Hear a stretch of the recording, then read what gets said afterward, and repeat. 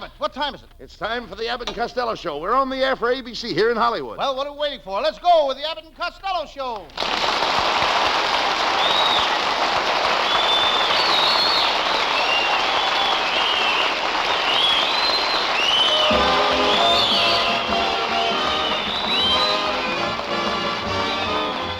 Yes, it's the Abbott and Costello Show, produced and transcribed in Hollywood for your listening and laughing pleasure with chuckles with a carload and music by Matty Malnick.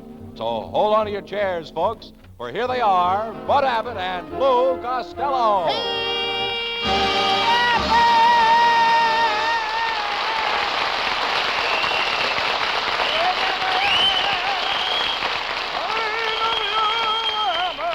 All right, Costello. All right, Costello. Like I've never loved. Wait a minute. What's the idea coming in here singing? I'm going to sing on a program tonight. What do you know about music? You wouldn't know a bass from a soprano. Is that so? You wouldn't see me sliding in a second soprano, would you? And besides, my new girl wants me to sing on the program. You've got a new girl? Yes, every night she knocks on my door, throws her arms around me, hugs and kisses me, and calls me Gregory Peck. She calls you Gregory Peck? Gregory Peck. Why didn't you tell her you're not Gregory Peck? Silly boy.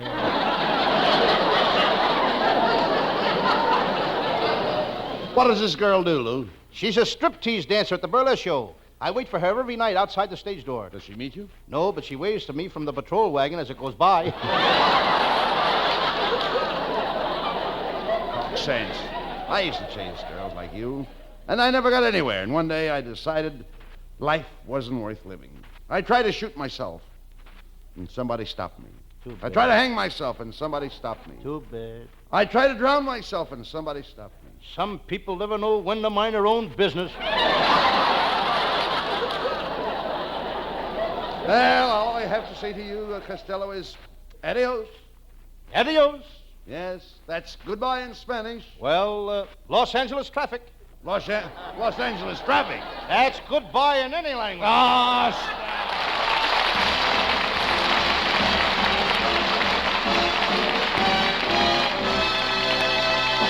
Hey, wait a minute, boys. Here's a serious-looking fella trying to get a word in edgewise. Let's see what he has to say.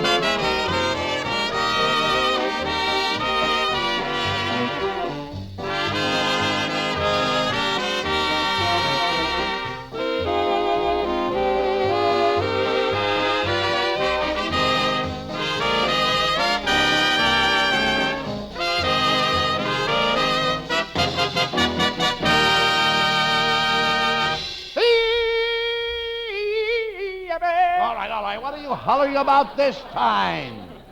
I've been chosen a man of distinction by the Boy Scouts of America. And my picture is going to be in all the magazines. What picture? There it is. It's a picture of me leaning up against my scoutmaster, drinking a glass of buttermilk. You must be pretty popular with your Boy Scout troop. Yes, sir. I'm the only Boy Scout in California that's got a hot rod. Yeah, you don't even know what a hot rod is. Oh, yes, I do. A hot rod is a jalopy that smokes Mexican cigarettes. You idiot. You running around with a bunch of kids at your age? There must be something wrong with you. What's the matter with you anyway? Can't figure it out, Abbott. I sleep good at night. I sleep good in the morning. But during the day, I just seem to twist and turn. No wonder nobody will associate with you. You haven't got a friend in the world. How can you say that, Abbott? I'm the most popular guy in my hometown. Every one of the 300,000 people in Patterson, New Jersey love me. Wait a minute, Costello. 300,000. Patterson only has 140,000 people. When were you there last? 2 years ago. Well, people have children, you know.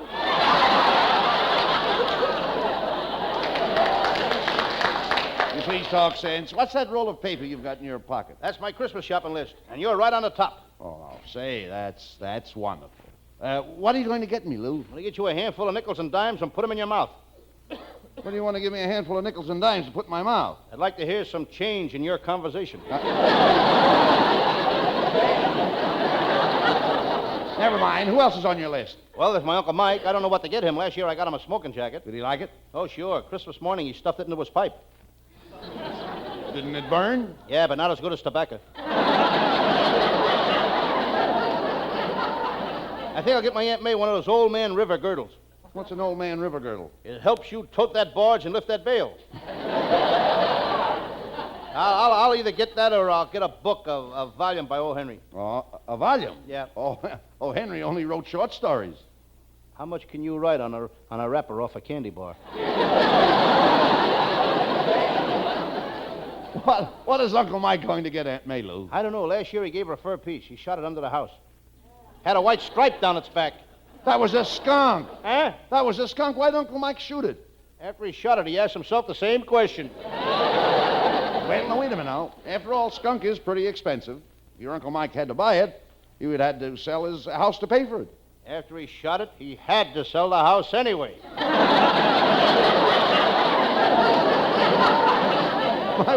My wife wants a mink coat for Christmas, but mink skins cost $40 apiece. Why don't you just buy her one skin and a sock stretcher?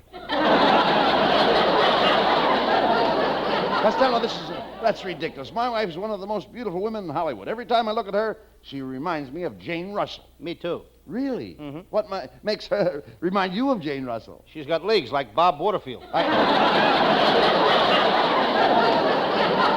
my wife puts on an evening gown, she looks like she was poured in it. You're right, Abbott. She looks like she was poured in it and forgot to say when. Is that so? My wife was a picture star a few years ago, you know. Her last picture was the Great Forest Fire. She was the siren. I saw that picture. She nearly fell off the truck 3 times.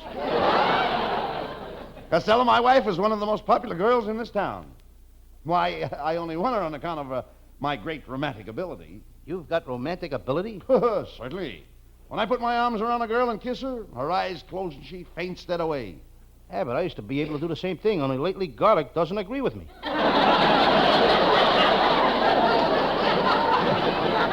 Tell me, Costello, how's your romance coming with that rich girl from Pasadena? She wasn't serious, Abbott. I found out it was nothing but puppy love on her part. When did she break the engagement? When she found out I wasn't a puppy.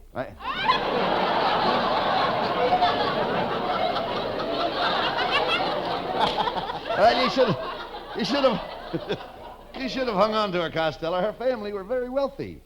Their home has 20 bathrooms. Their home has 20 bathrooms? That's right. No wonder they call them the filthy rich. You know, she was a nice girl, Abbott, but there was only one thing wrong with her. She had $1 million smile. Well, what's wrong with that? She'd only smile at guys that had $1 million. Well, now that you've broken off with her, why don't you make a play for my younger sister, Babe? Your sister, Babe? Mm-hmm. Don't tell me she's out here in California now. Sure, she's always wanted to come out here to the West where men are men and women are women. Yes, out here in the West where men are men and women are women. And now your sister, Babe, has to come out here and confuse the whole thing. Costello, my sister Babe may be fat, but remember, she's a slick chick. She's slick, all right. The last time I had a date with her, I'd been over to kiss her goodnight, and her hair slid off. Are you trying to insinuate that my sister Babe is bald? I wouldn't say that, Abbott. She's got one of those new, sunny, tuft hairdos. Sunny, tough hairdos? Yeah, it's sunny down the middle, and there's a tuft on each side.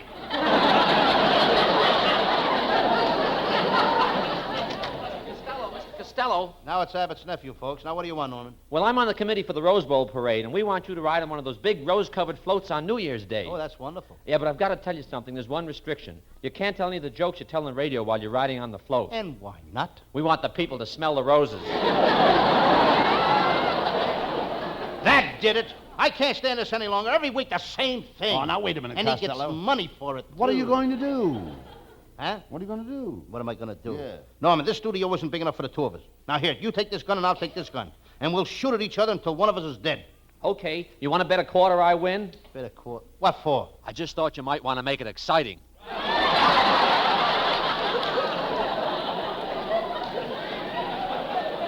Look, Roy, why don't you go over to the Raleigh cigarette program and have your head moisturized? Wait a minute. Now get out of here. Hey, Abbott, why don't you get that guy a job and keep him out of here? He just comes in here for laughs. He's got a job. He's a salesman. Are you kidding? That guy couldn't sell anything. Right now, he's working in the drugstore, and they're having a 1-cent sale. What's he selling? Pennies. Pennies?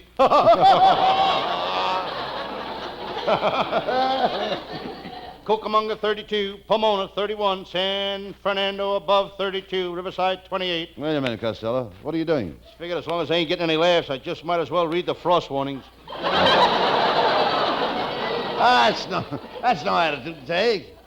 After all, Costello, this is Christmas time. Don't you feel the spirit of Christmas? Yes, I guess you're right, Abbott. I feel like helping everybody. I've got nothing but good in my heart. See that old man over there? The one with the beard and the patches on his pants? Yes. I'll show you I got the spirit of Christmas. I'm going over there and help that old man out. That's the spirit, Costello. Hiya, buddy. Could I talk to you for a minute? Oh, what do you want? Well, I don't want to be forward, and this being Christmas, you know, I'm Lou Costello, the actor. I thought that maybe you'd, sort of, well... Well, here's a dime. Get lost.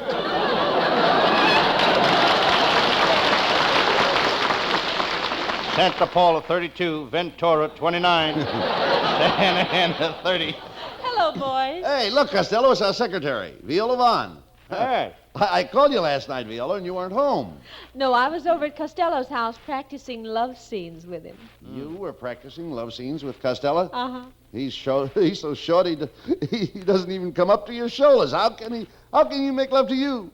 Well, I stand him on a box, put my arms around him tight, kick the box out from under him, and I've got him trapped. Ojai, 29. Tipton, above 32. La Hala, 31. Well, I'll leave you two. Cheerio, so long. Pip, Pip, and Hetty Lamar. Pip, Pip, Pip, Pip, and Hetty Lamar. Yeah, that's 3 pips. Hey, where are you going, Costello? I gotta go home now and take care of my brother Pat. You know, he's in that awkward age, you know. Awkward age. Yeah, he's too young to leave home alone and too old to trust but babysitters.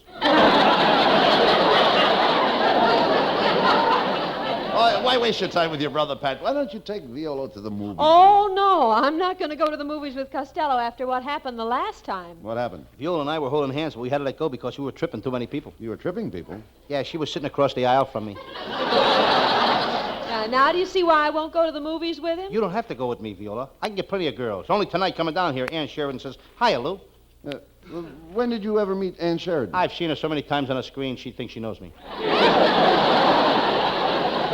Are you kidding? You don't know anybody in pictures. I don't, huh? Here comes Alan Ladd. I'll show you who my pals are. Hi, Alan. Hiya, Mac. Mac. Mac.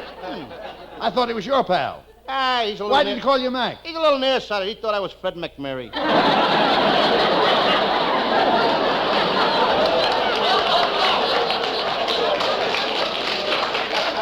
Well, so long, Costello. And remember, if you want to, you can come over to my house tonight. Oh, yeah? Costello, that was nice of Viola to invite you over for dinner. Yes, but I ain't going to go to her house anymore for dinner. She's too wishy-washy. Wishy-washy? Yes, every time we get through with dinner, she always says, "I wishy you'd washy the dishes." Get him out of here!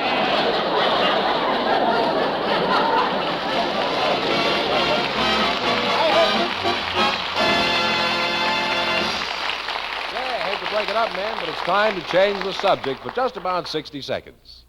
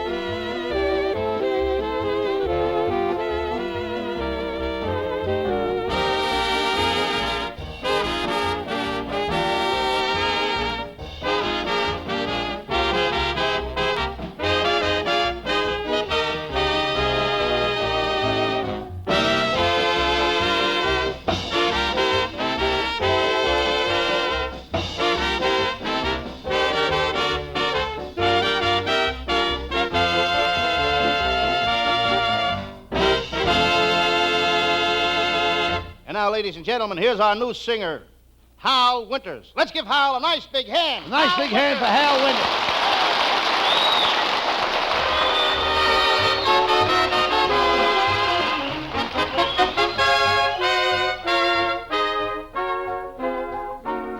Day in, day out, the same old hoodoo follows me about.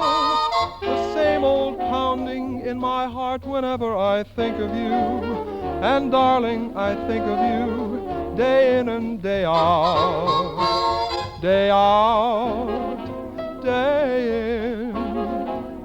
I needn't tell you how my day begins. When I awaken with a tingle.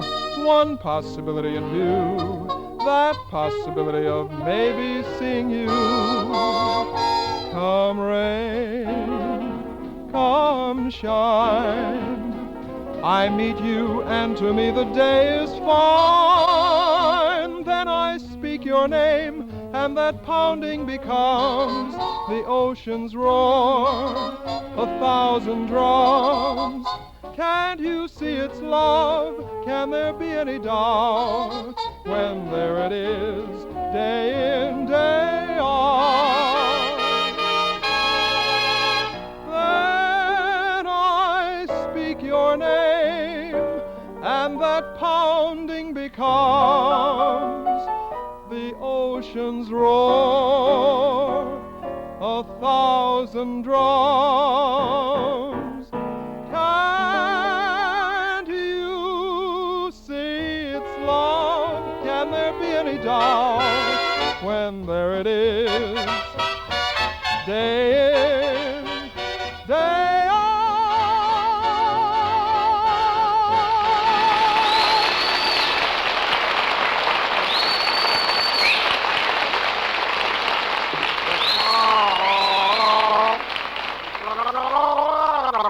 Costello, put down that water pitcher.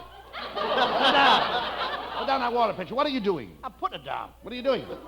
Well, I'm drinking water. Doctor told me to drink water an hour before I eat, and I don't like it. Why not? I've been drinking for 20 minutes. If I take another swallow, I'll bust. What doctor did you go to? My cousin, he's a doctor. Dr. Vincent Varello.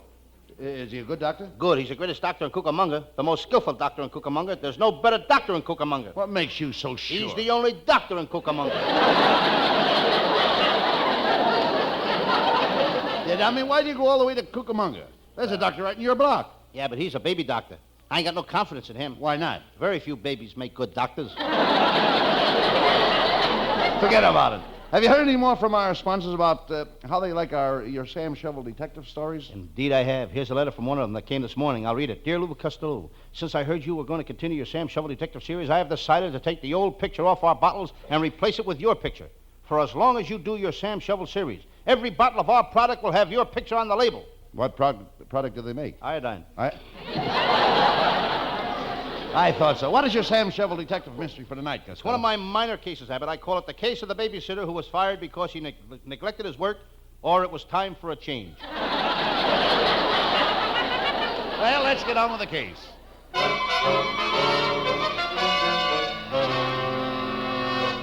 And now, the makers of Pismo Cocoa, the cocoa that won't keep you awake unless you drink it, present your favorite radio mystery, Sam Shovel, Private Detective. But first, a word about our product. Friends, when you drink cocoa before you go to bed, do you toss and turn? Try a cup of Pismo Cocoa tonight. No more tossing, no more turning. You'll just lie there, dead.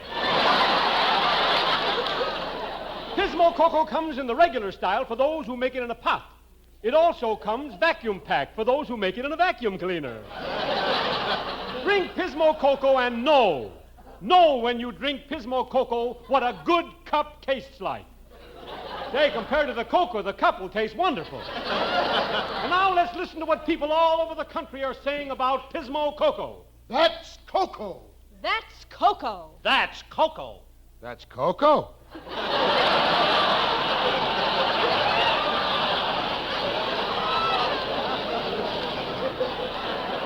Friends, we're proud of Pismo Cocoa. Remember this, during the war, Pismo cocoa was chosen by our armies as the cocoa they served overseas. They served it to the Japs. And now Pismo cocoa brings you the further adventures of Sam Shovel, private detective.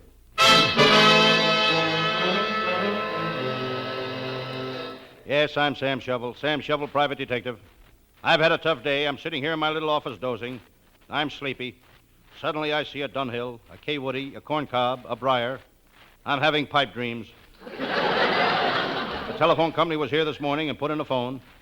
I look at my new phone number, Elephant 6688. Must be on a trunk line. I just finished listening to my favorite radio, giveaway show. It's the only real giveaway show on the air. If you guess the answer, they give away the show. I see the mailman's shadow on the window of my office door. He's bringing my mail.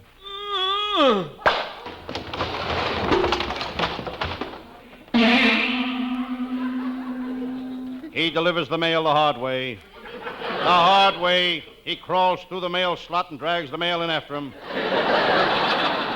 I notice my new map has arrived in the mail. It's got the boundaries of all the states marked on it. I study the map. There's the Ohio state line. There's the Indiana line. There's... Yo! That must be the Mason-Dixon line. I love the South. I'll never forget how I trailed Shotgun Jake through the South. He thought he was a smart guy, but I fixed his wagon. I grabbed him in Atlanta and fixed his wagon. In Chattanooga, I fixed his wagon. In Birmingham, I fixed his wagon. I made a lot of money on that case. He gave me $5 every time I fixed his wagon. Here's a letter from a crook in Switzerland. He's imprisoned at the Yodel Yodel. That's Swiss for Sing Sing. I decided to read the rest of my mail. Here's a letter I don't understand. Dear Sam Shovel, we're sick of you butting into our business. If the Varela gang don't kill you, we'll kill you. Signed, the Merry Gang. P.S. If you're already dead, please disregard this note. That sounds like a threatening letter. I better make sure I'm armed. I opened the drawer of my desk to check on my gun. It's a Colt. Here's a postcard from my bookmaker. He wants me to send him $1 for a football pool. I don't think I'll do it. It's a waste of time building a pool for a football. It's about time for my pal, Lieutenant Abbott of the Homicide Squad, to show up. Abbott is a fine cop. Abbott, the chief wants to put him on the headquarters squad. No wonder. Abbott is the only cop in the force that's got a head the size of a quarter. I've hung out with Lieutenant Abbott so much we've become known as sidekicks. It's not because we're so friendly. It's just that every time we meet, we kick each other in the side. Suddenly, I hear footsteps outside my door. Hello, Sam Shovel. Glad you shut up, Lieutenant Abbott. How about paying me the $5 you owe me? When April showers, they come my way. Every time I ask for money, he gives me a song and dance. Where have you been, Lieutenant Abbott? I just arrested a guy for changing a tire. You can't arrest a man for changing a tire. From my car to his. Car? Lieutenant Abbott also changed that joke from my punchline to his punchline. Sam, this office is filthy. Why don't you get some cleaning equipment and clean up the dirt? I've got plenty of cleaning equipment. I got vacuum cleaners, mops, brooms, and scrubbing brushes. Why don't you use them? Can't find them. They're under the dirt. You're a disgrace to the detective business. What an office. It's ankle deep in dirt. Why don't you open a window? The only window in the place is in my kitchenette. Well, open it. What, and let the sun come in and kill my mushroom beds? As I said this, I heard a creepy sound in the hall outside. I turned and looked. Lieutenant Abbott and I said, quick, somebody's coming. Hide behind that marble slab. Sam. Sam, you were right. There's someone at the door. The door slowly opened.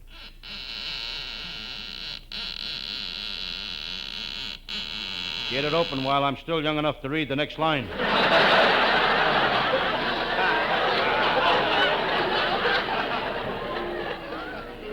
Standing in the doorway was the most gorgeous girl I've ever seen. She spoke. Oh, Monsieur Sam Chauvel, I have heard that you are a great detective, no? That I am. I looked at this lovely creature. She was wearing a low-cut evening gown. Sam Chauvel, will you help me out? Lady, don't you think you're out far enough already? Sam Chauvel, who is your so charming friend? This is Lieutenant Abbott of the Homicide Squad. Ah, the famous brave Lieutenant Abbott. Lieutenant, I am in great danger. You can help me, n'est-ce pas? Mais oui, mademoiselle. Oh, chérie, que vous êtes le plus bel homme du monde. Oh, I don't think I could do that. Oh, mais je crois que vous êtes un méchant garçon. I couldn't do that. Oh, mais vous n'avez pas besoin d'être si insolente avec moi. I couldn't do that. What's she saying, Abbott? Maybe I could.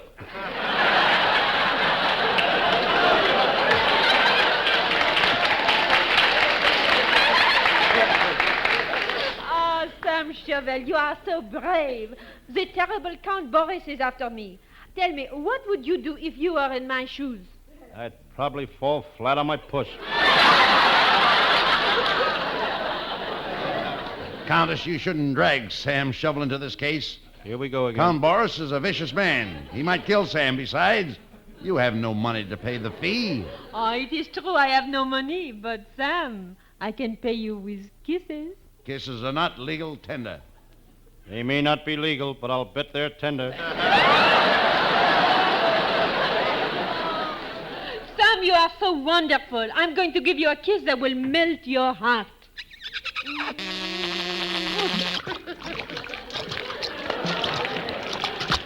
Sam, say something. Does anybody want to buy 10 cents worth of liquid hot? Oh, Sam, it is Count Boris. He's looking for me. He is always seeking me. For 5 years I've been hiding from him. Quick, Sam, where can I hide? Here, hide under the desk. Where is she? Where is she? I know she's here. I've been looking for her for 5 years. Aha! There you are under the desk, huh? Come out, Countess Borden. I have found you, and you know what that means. What are you going to do to her, Count Boris? Nothing. Only now it's my turn to hide. She's got to find me. Get him out of here, will you?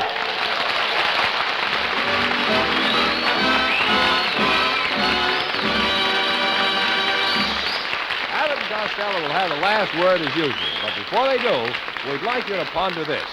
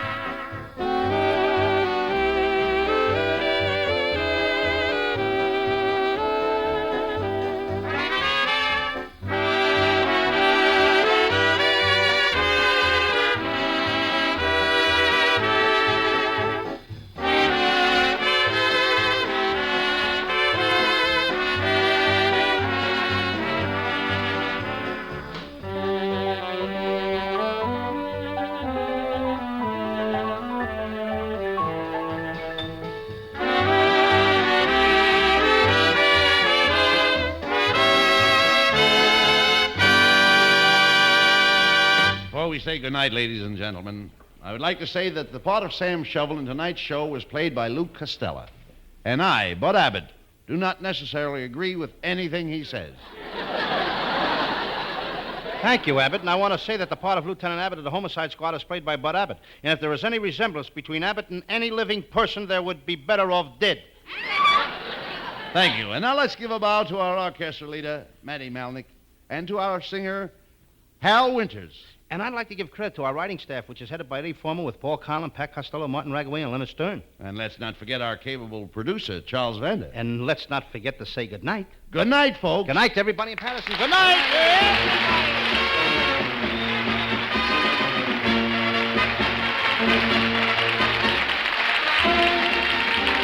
Listen each Thursday night at this time for another great Abbott and Costello show, produced and transcribed in Hollywood.